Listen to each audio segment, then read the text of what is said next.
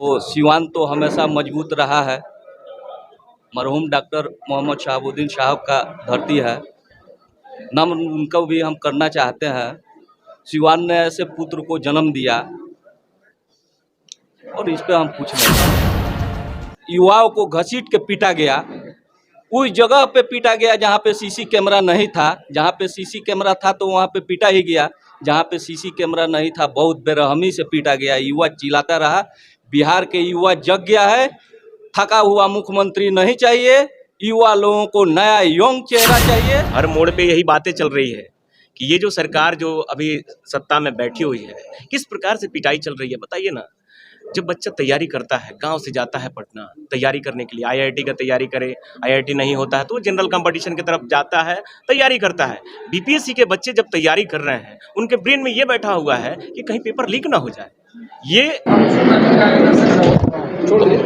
बहुत अच्छा लग रहा है। संतुष्ट है यहाँ पर जो आपके यहाँ के सिवान के जो युवा दल जो है। सबसे पहले मैं अपने तरफ से आपके चैनल को धन्यवाद देना चाहता हूँ। हम हमेशा जुड़ाव सिवान से मुझे रहा है। मेरा घर गोपालगंज है और बॉर्डर पे हम हैं। गोपालगंज और सिवान का बॉर्डर मिलता है, इसलिए झुकाव सिवान से हमेशा मुझे रहता है।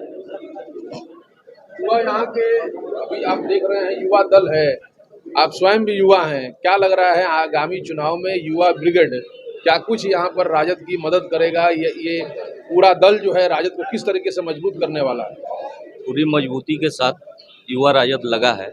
मेरे नेता का जो विज़न है, अगर वो विज़न चौक चौराहे मोड़ पे युवा धरातल पे ला दे तो सरकार बनने से कोई रोक नहीं सकता। और मुझे उम्मीद है, अमित जी ने प्रोग्राम रखा था, ऐसी उम्मीद नहीं थी, लेकिन प्रोग्राम बहुत अच्छा हुआ। इस हिसाब से मुझे लगता है कि विज़न को टोले पे गांव पे डाइवर्ट अगर कर दिया जाए तो फुल मेजॉरिटी में गवर्नमेंट बनेगी। और रही बात सिवान, तो सिवान तो हमेशा मजबूत रहा है। मरहूम डॉक्टर मोहम्मद शहाबुद्दीन साहब का धरती है। नम्र उनको भी हम करना चाहते हैं।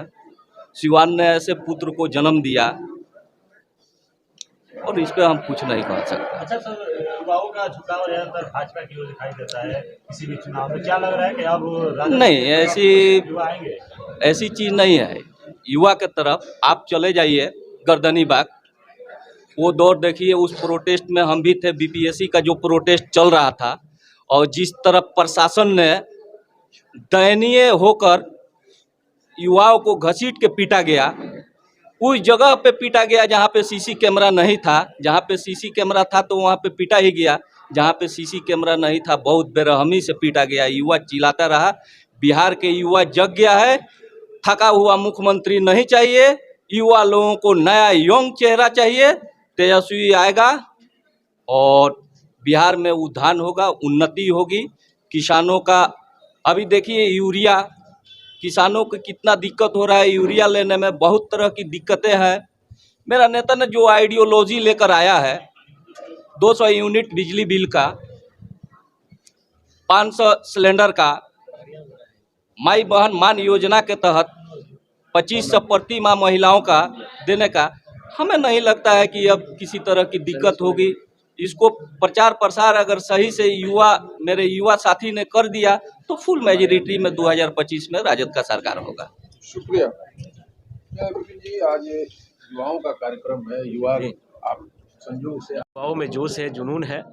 इस बार युवा ये जो दमनकारी सत्ता में जो लोग बैठे हुए हैं, जुमलेबाज की जो सत्ता चल रहा है, जुमलेबाजों की, इनको उखाड़ करके फेंकने का मन बना चुकी है। बिल्कुल वो ये हर चौक चौराहे पे यही चल रहा है कि तेजस्वी ही हमारा उद्धार कर सकते हैं, क्योंकि 17 साल में जो नहीं हुआ वो 17 महीना में हुआ। क्योंकि जब तेजस्वी जी आए तो 17 महीना में उन्होंने 5 लाख युवाओं को नौकरी देने का काम किए। मिडिल लाओ नौकरी पाओ का उन्होंने योजना लाया, तमाम मुद्दों पे उन्होंने काम किया। तो इस बार युवा जाग चुका है और युवा संकल्प ले चुका है कि तेजस्वी जी के नेतृत्व में तेजस्वी जी को मुख्यमंत्री बनाना है। उनको मुख्यमंत्री बनाएंगे तभी दवाई पढ़ाई सुनवाई कार्रवाई वाली सरकार होगी जो हमारे हित में सोचेगी। अभी बीपीएससी छात्रों के साथ जो बर्ताव किया गया है बिहार प्रशासन द्वारा या बुलेट सरकार के द्वारा, क्या लग रहा है कि युवा इससे सबक लेंगे? बिल्कुल ले चुके हैं। हर मोड़ पे यही बातें चल रही है कि ये जो सरकार जो अभी सत्ता में बैठी हुई है, किस प्रकार से पिटाई चल रही है बताइए ना। जब बच्चा तैयारी करता है, गांव से जाता है पटना तैयारी करने के लिए, आईआईटी का तैयारी करे, आईआईटी नहीं होता है तो जनरल कंपटीशन की तरफ जाता है, तैयारी करता है। बीपीएससी के बच्चे जब तैयारी कर रहे हैं, उनके ब्रेन में ये बैठा हुआ है कि कहीं पेपर लीक ना हो जाए। ये क्या चीज दिखा रहा है? अब कैसे फेयर एग्जाम नहीं करा सकते हो? मेरा सवाल है सरकार से कि पेपर लीक कैसे हो रहा है, ये मेरा सवाल है।